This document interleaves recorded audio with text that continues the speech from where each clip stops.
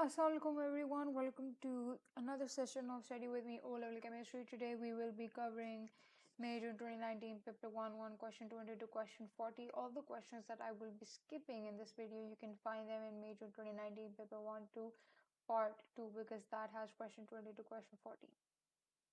Now, this is our episode 4. Let's begin. Bismillah. Why is ethanoic acid described as a weak acid? Okay, so I've already done this question. If you want to find out the explanation, well, the answer is C, and the explanation can be found in the video that I mentioned earlier. Next question. What is the best method to prepare a pure sample of copper to sulfate? Add copper to zinc sulfate. I hope you remember the reactivity series. It goes something like this. There's potassium, sodium, calcium, magnesium, aluminum, carbon, zinc. I'll stop here. Actually, no, I also have to give further explanation, so I'll write it as a whole. Tin, lead, hydrogen, copper, silver, gold, platinum. Okay. Now, the thing is that we are trying to displace zinc in its compound through copper. Can this happen? But the rule is that a more reactive metal can displace a less reactive metal in its compound, not that a less reactive metal can displace a more reactive metal in its compound. The zinc being more reactive than copper cannot be displaced by copper. Okay, so A is not possible. B, add copper to dilute sulfuric acid. So copper plus H2SO4. Now you tell me, an acid is something that produces hydrogen or basically H positive ions in aqueous solution, right? So it has hydrogen. Any acid has a hydrogen in it. Hydrogen is over here in the reactivity series. I don't know if your teacher told you this or not, but we know that acids have 4 reactions. There's a metal plus acid reaction. There is a metal oxide plus acid reaction. There is a metal hydroxide plus acid reaction, and there is a metal carbonate plus acid reaction. So I'm hoping your teacher told you that the metals that are above hydrogen, okay, they can undergo 1, 2, 3 and 4. So metals above hydrogen can undergo all 4 types of reactions, but those metals that come below hydrogen can only undergo 2, 3 and 4. They cannot undergo 1. Why? Because when you react a metal with an acid, acid being a compound of hydrogen, right? So the metal has to be more reactive than hydrogen to displace it in its compound. Because acid is also a compound, right? H2SO4 is a compound. So copper has to displace hydrogen. Can it? No, it cannot. That is why we say that a metal plus acid cannot react together. But metal oxide, hydroxide and carbonate can react. ठीक है, वो उसका compound बन गया less reactive metal का.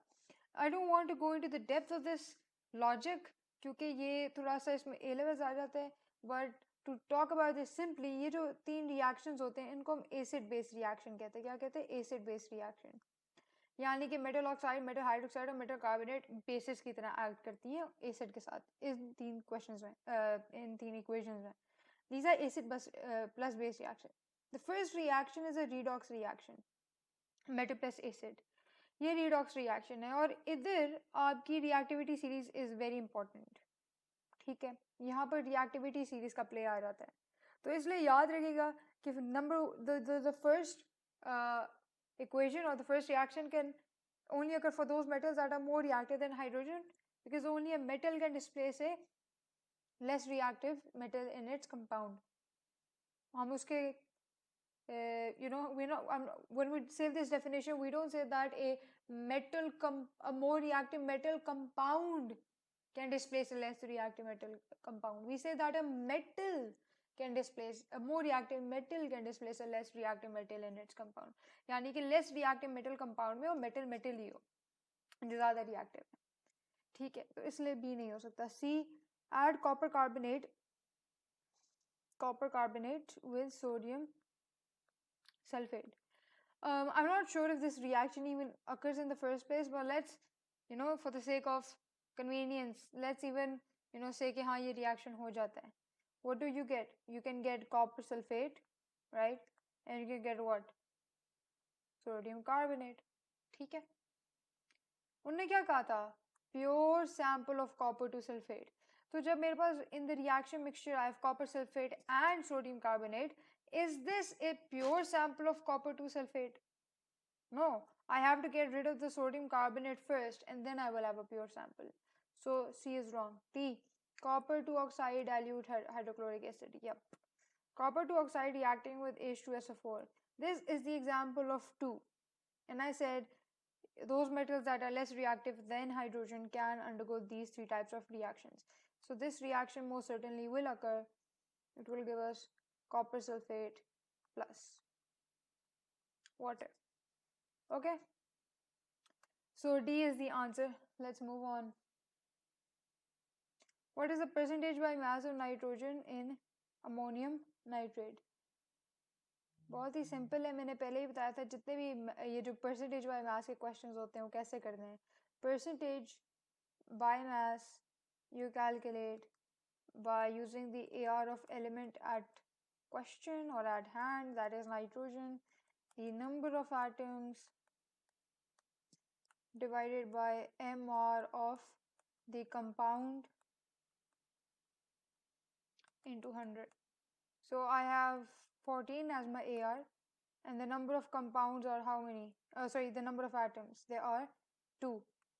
And let's find out the MR. 14 into 2 plus 4 plus 14 plus 16 into 3. Sorry, I wrote 14 again. So it's 14 into 2 plus 4 plus 16 into 3. 4 because of hydrogen, 4 hydrogen, and O3, so 16 into 3. And we're going to multiply that by 100 because we want it as a percentage. This turns out to be 35%. So the answer is D. Let's move on. Okay, so a student makes 3 suggestions about the Haber process and the contact process. Achha, before I look at the question, let's talk a little bit about these 2 processes. They're very important. So let's talk about the Haber process. Now in the Haber process, we see that, this is the reversible reaction that occurs.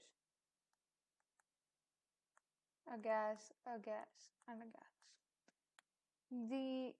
The conditions we see are, or basically the external factors we exert are a temperature of 450 degrees Celsius, pressure of 200 atm, and the catalyst is iron, right? And where do we get the nitrogen from in this reaction? We get it from fractional distillation of liquid air. Okay. And where do we get the hydrogen from? We get it from methane, or you can, methane, which comes from which is basically comes from the natural gas. What we do is we have methane and we react it with steam, and that gives us 3 hydrogen molecules plus carbon dioxide, actually carbon monoxide. So this is a gas, because it's steam, so gas.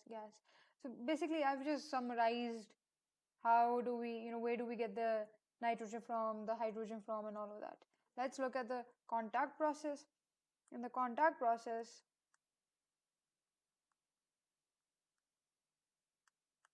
we see what? We see first reaction is sulfur reactant with oxygen giving us sulfur dioxide, right? And then we see 2 sulfur dioxide reacting with what? Oxygen, a reversible reaction, 2 sulfur trioxide molecules. And then we see this is the first reaction, the second, and the third one goes like this. Sulfur trioxide is not directly dissolved in water. Instead, we add it into H2SO4 form what we call as oleum, and we use that and dissolve this in water, and that gives us H2SO4. Why do we do this? Because if we directly add sulfur trioxide in water, that reaction is very exothermic and we get acidic vapors, which can be very harmful to the people that are working in the factory.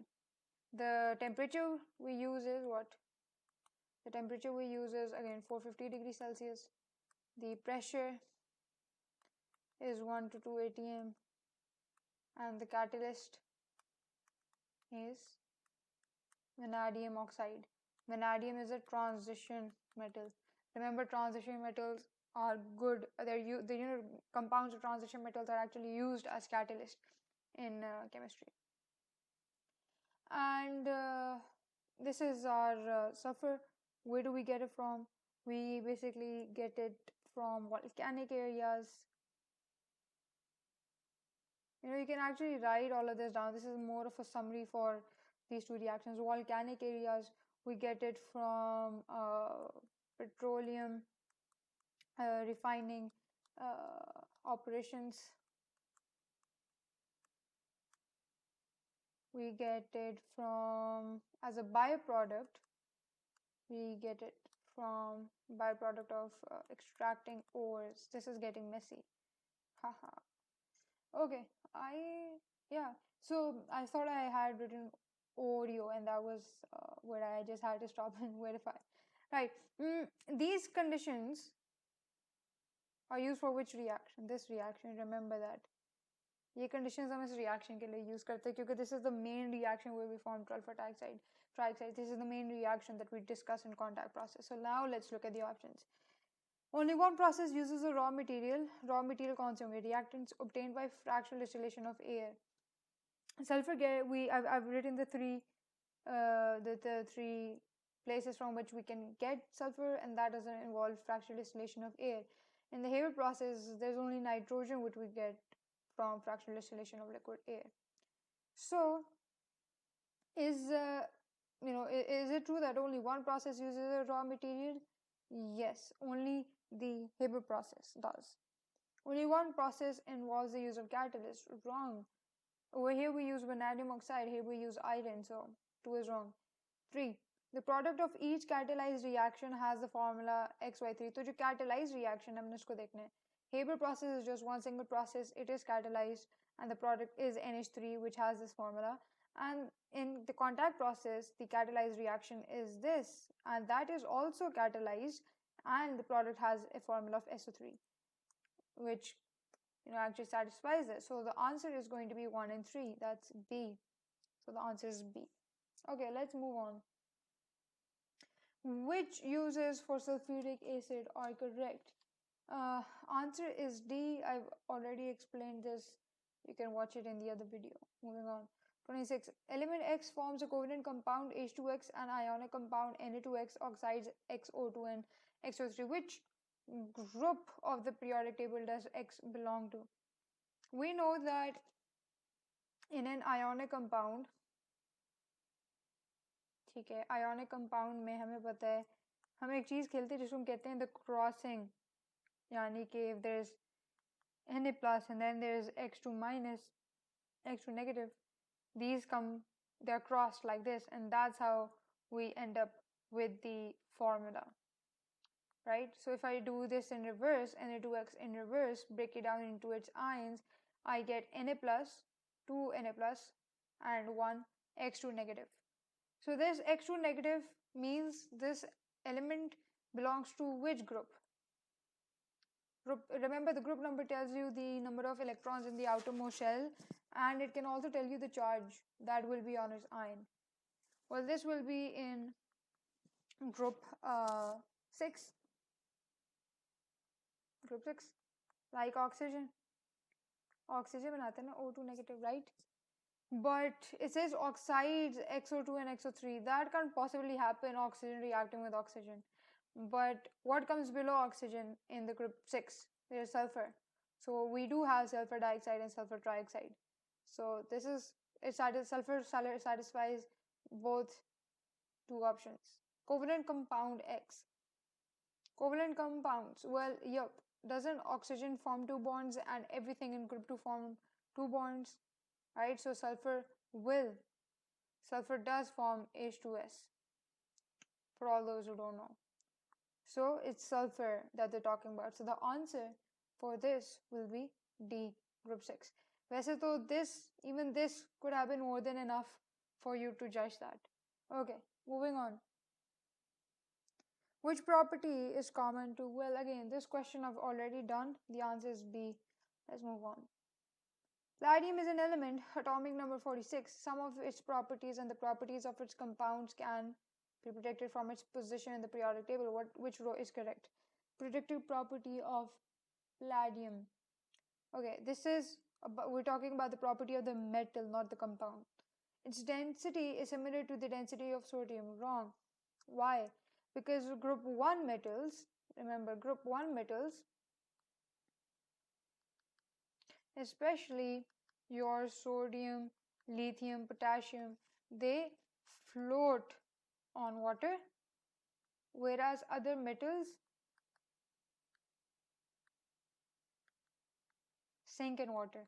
And that's proof of the fact that group 1 metals are less dense and other metals are more dense. So palladium being a transition element, it is more dense than the group 1. So it can't be A and B. It is present in compounds in more than one oxidation stage. True, C and D is similar on this side, so I'm going to move to the right side. Predictive property of palladium compounds. We don't really have to consider this because we already have crossed out A and B. Some of them can act as catalysts. They are white in solid state. Remember, we're talking about the compounds, and you must know that our transition elements make colored compounds. They don't form white compounds. Okay?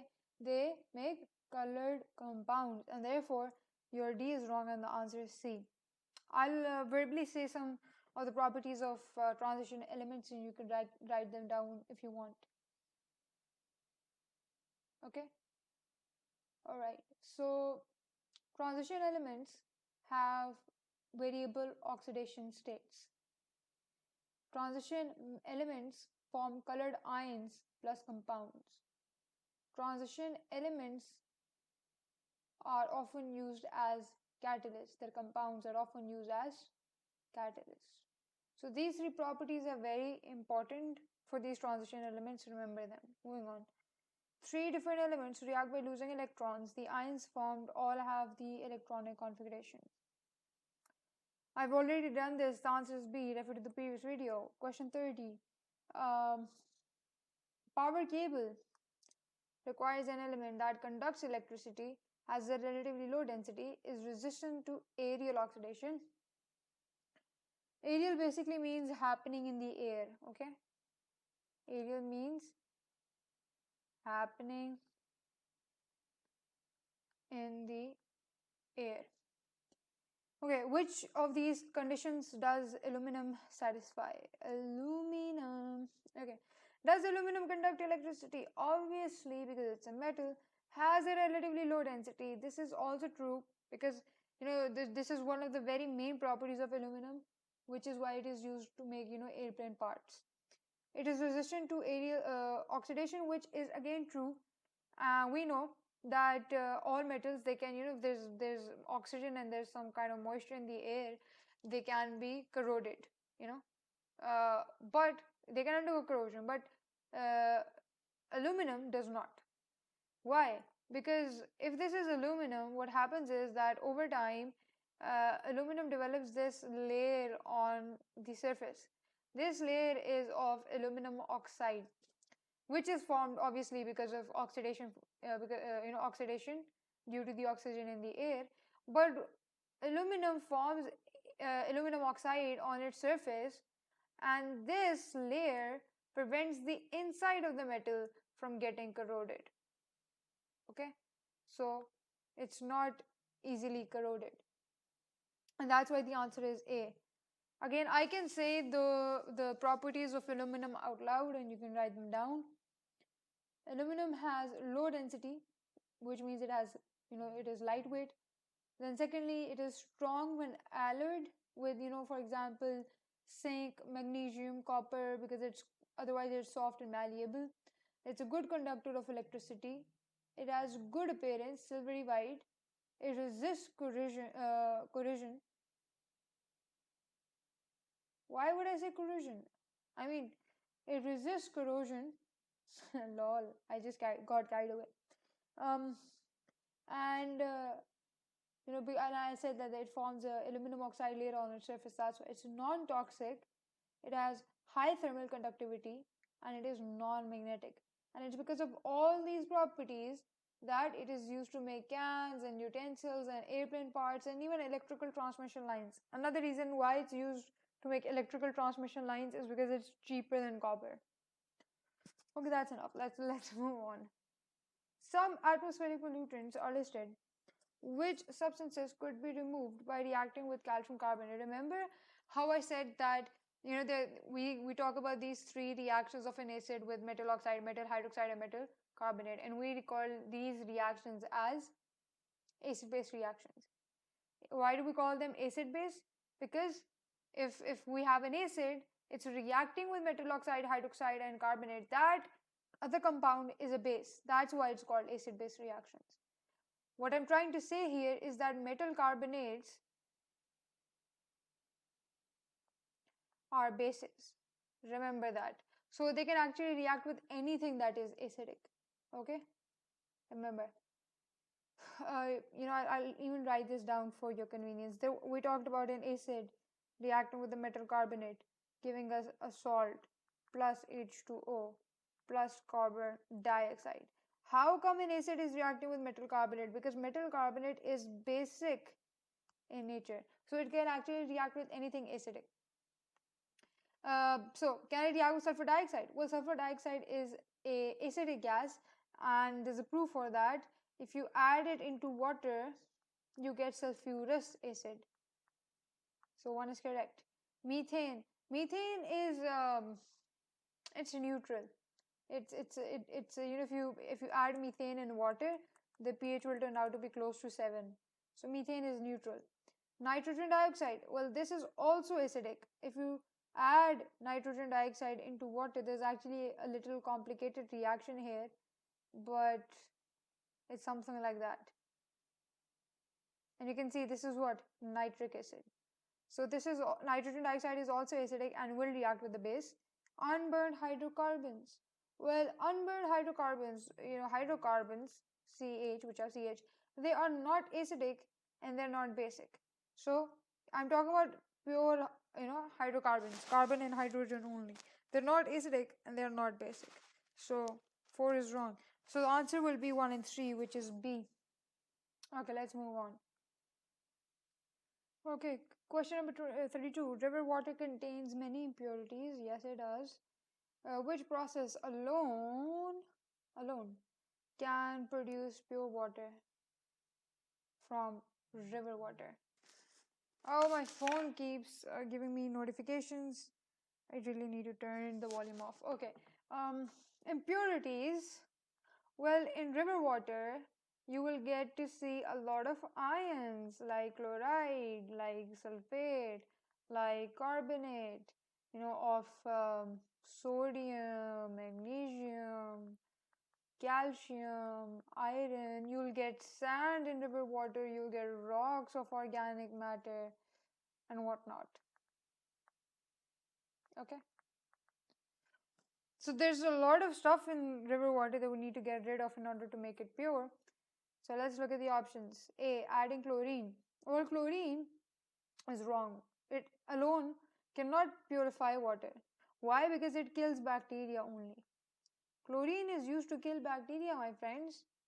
So it can't, is chloride and a bacteria? Of course not. Is sand bacteria? Of course not. Is rocks of organic matter a bacteria? Of course not. So it can't possibly, allow us to get rid of all of these things. So A can't be the answer. B, distillation. That sounds good. Why? I hope you know that in order when we have, sea water or when we have salty water, what do? We do distillation. We take this, oh my god, my drawing is so bad. Okay. We take this round bottom flask, and then basically take it up, connect it here, we'll make a condenser.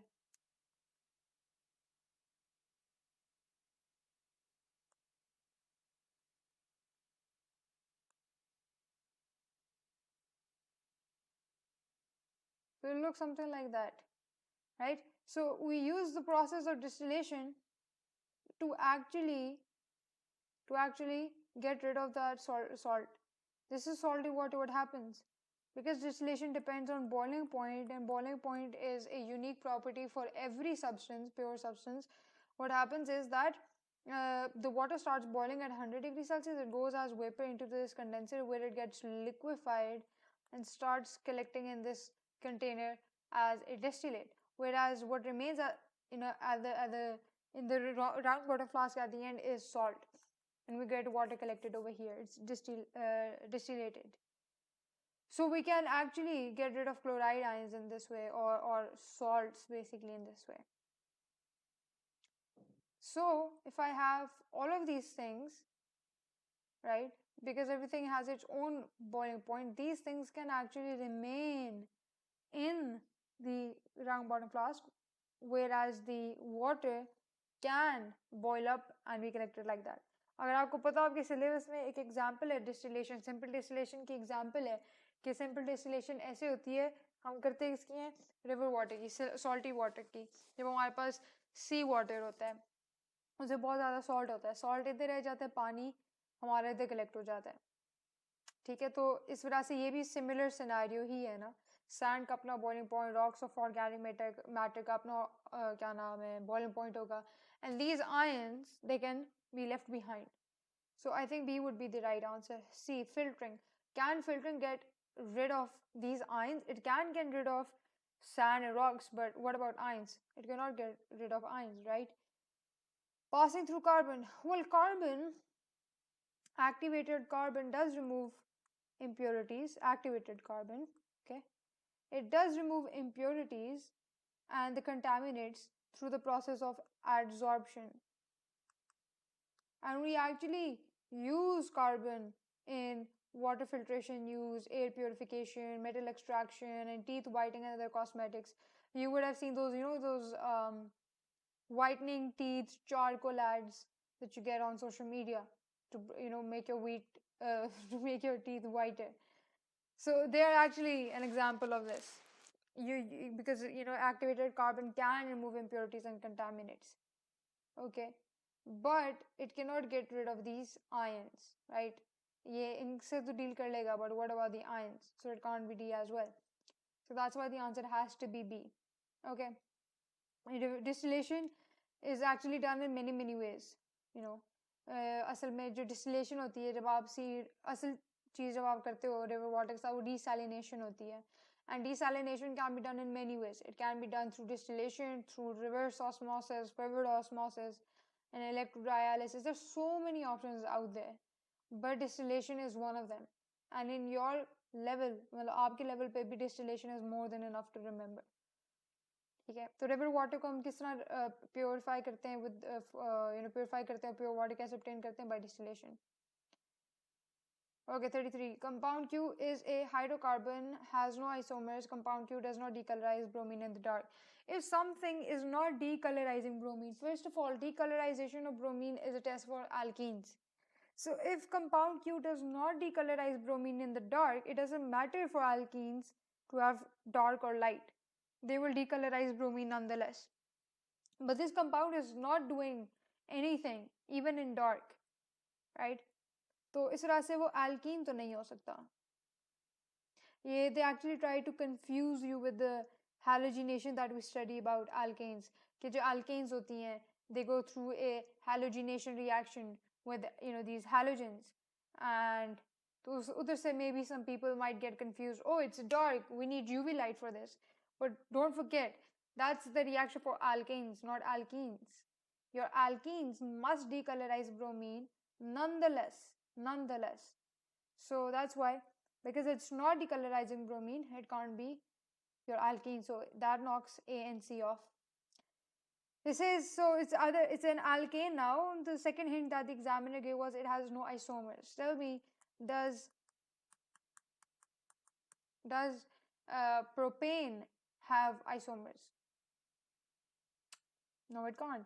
How can I possibly alter this long chain to get to get a isomer? You can say, oh, just take this group and put it here. Well, if I do that, the long chain still stays the same, right? Because look, long chain, still the same. There's still 3 carbons, same structure. So it's your propane actually has no isomer, so the answer is B. Whereas if you look at butane, you can actually make it branched like this, right? This is actually called methyl propane, where you can attach a methyl group, the CH3 group. You can take it from here and then make it sit on top of this carbon. So butane does have 2 isomers, but your propane does not.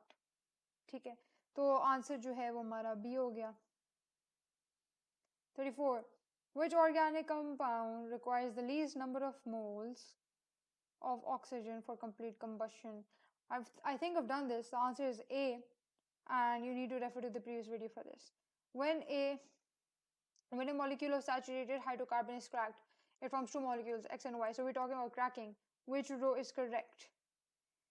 Look, this saturated hydrocarbon is what? What does saturated means? It means it has the most number of, or the maximum number of hydrogen atoms that it can have. So this is actually an alkane. We take alkanes, which are saturated hydrocarbons, and then we crack them. Larger alkanes can be cracked down into alkenes and alkanes, right? तो ये इसका formula क्या होगा? Alkanes का general formula क्या होता है? It's CnH2n plus 2, right? So if I crack them up, you can see that there's no 2-alkene option, and then there's no alkane-alkene option. There's water or hydrogen going on, right? So you tell me, I'm going to choose that option which will add up to give this formula. I have CnH2n and then 2 hydrogen. What does this sum up to? CnH2n plus 2, right? यानी कि अगर ये CnH2n आ रहा है, क्योंकि हमारे हमेशा वो बैलेंस्ड होने चाहिए, number of carbon and hydrogen atoms on one side and the other. So इनको अगर मैं एड अप करूँ तो मेरे पास ये फार्मूला बनता है. तो क्या एल्केन्स ये नहीं होती? So the answer is a. If I look at here, I would have gotten CnH2n plus 4. That's not alkanes. Over here, I would have even gotten a hydrogen. I would have gotten CnH2n plus 2, but I would have also gotten an O. Right? But an alkene doesn't have an oxygen. So it can't be C or D. Cracking never results in water. It always results in hydrogen if it has to. So the answer is A. The structures and the names of 3 alcohols PQR are shown. The structures may not be named correctly. Which structures are correctly named? Anol, anything that ends in anol is an alcohol. Okay, and let's look at the root word prop. Prop means 3 carbon. Are there 3 carbon here? No, there's only 1. So this is actually methanol, not propanol. So P is not correctly named. Ethanol, eth means 2 carbon atoms. We do have 2 carbon atoms, so Q is correct. Meth means 1 carbon atom. Over here we have 3 carbon atoms. This is actually propanol. So R is incorrect. So the answer is Q. So the answer gets C. Moving on. What is the empirical formula of ethanoic acid? The answer is A. I've already done this in the previous videos. Moving on. Okay. Question 38. What is the structure of propyl methanoate? I talked about this in my previous video that in the ester, the thing that ends with anoate is actually it refers to the anion of the carboxylic acid. Now, anoate, as I said, it refers to the anion of the carboxylic acid. The root word is meth, which means that this is coming from methanoic acid. This is the anion of the methanoic acid. So the acid in this ester involved is methanoic acid. How did I figure that out? The root word used was meth, and I know it's not propyl that is referring to the acid, it's methanoid, because anything ending with anoate is referring to the anion of the carboxylic acid. Propyl, therefore, is actually referring to the alcohol, right? We usually write the alcohol first and the acid later in the name, and when we draw, we make the acid first and then the alcohol.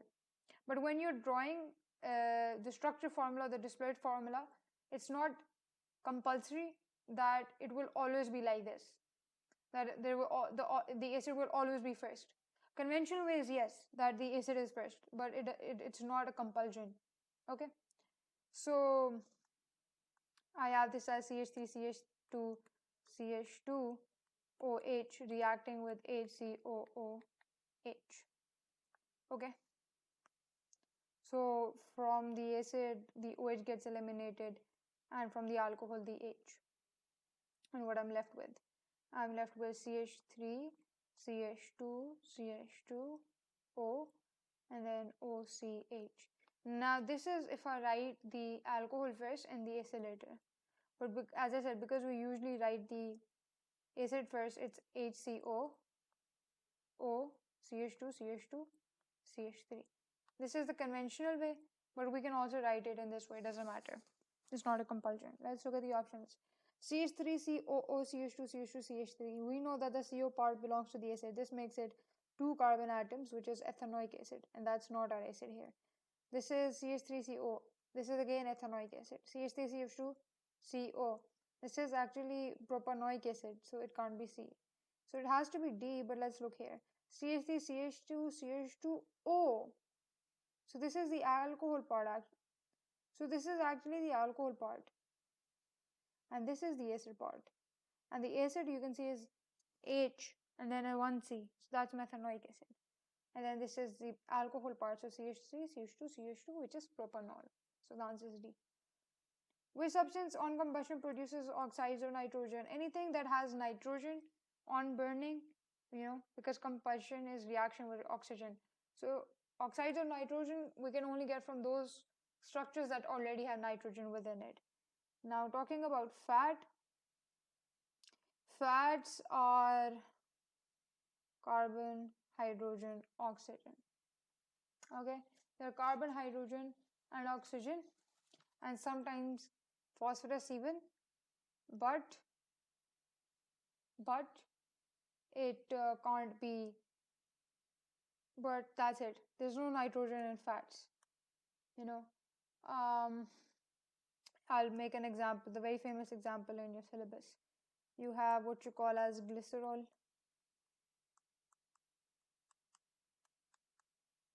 It has 3 hydroxyl groups, and this basically reacts with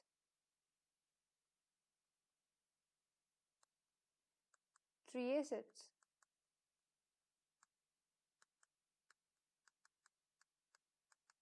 What happens?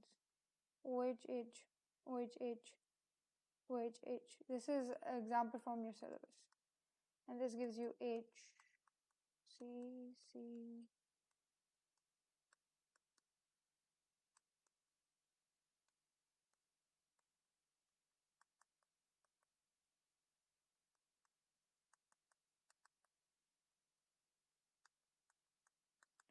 So you can see you actually get 3 ester bonds. We call this structure as a triglyceride. The example है आपकी, and in this has ester linkages just as those linkages that exist in tyrosine, which is our polyester. So fats, do you think they have nitrogen? Can you see nitrogen? No. So fats don't have nitrogen. Proteins, remember, proteins have what we call as amide linkages, just like nylon. And how does a amide linkage look like? COONH, if you remember. This is what we call as an amide linkage. This is the same linkage that is in your nylon. That's right, polyamide. So you can clearly see the nitrogen existing here. Sorry, the nitrogen is existing here. So protein has a nitrogen, so it can give oxides of nitrogen if burned. Starch, this only has carbon and hydrogen and oxygen. Sorry. If you want to know its formula, C12H22O11. So starch does not have nitrogen. Tyrosine is it has again ester linkages. It does not have nitrogen, so D is wrong. So the answer is B. The monomer used to manufacture polystyrene is shown. By which type of polymerization is polystyrene formed, and what is possible partial structure of the polymer? Can you see this as a double bond, CC double bond? So this must be belonging to what? Alkene. And there's only one monomer involved, and that only happens when the case is addition. So condensation can go bye-bye. So it's alkene, it can only undergo addition reactions. And what happens? Let's look at the structure. The monomer is this.